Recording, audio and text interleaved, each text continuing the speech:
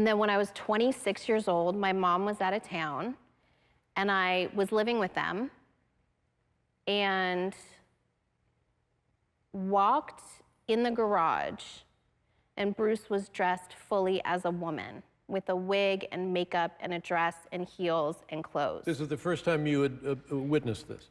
Yes. And I walked right past her into my room, packed a bag so fast, and called Courtney and was like, I have to come over to your house. And she said, oh my God, you caught Bruce cheating. And I said, I wish.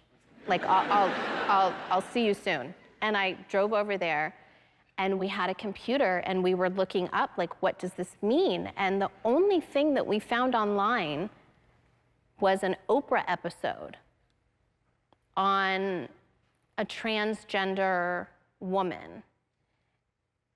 And we still couldn't really understand what it meant.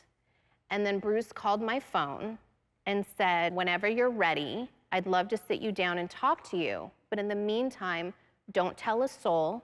Your mom has no idea, and she will kill me. It was just a little confusing because we all wanted to be there in support of, but then also wanting to support our mom, who this is news to, married to someone for 22 years. Her heart is broken, and they have children, and it was just a lot when you kind of find out along with the whole world.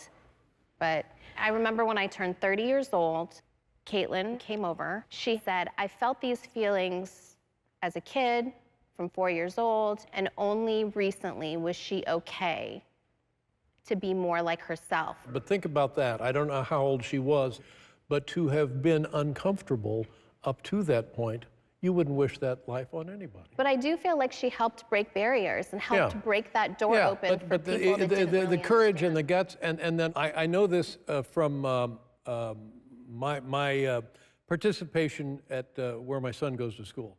And the education about this now is light years ahead of what it was when you were in school. And of course, when I was that age, they didn't have schools. But so that's encouraging, and it's to her credit that you know she's helped with this educational process.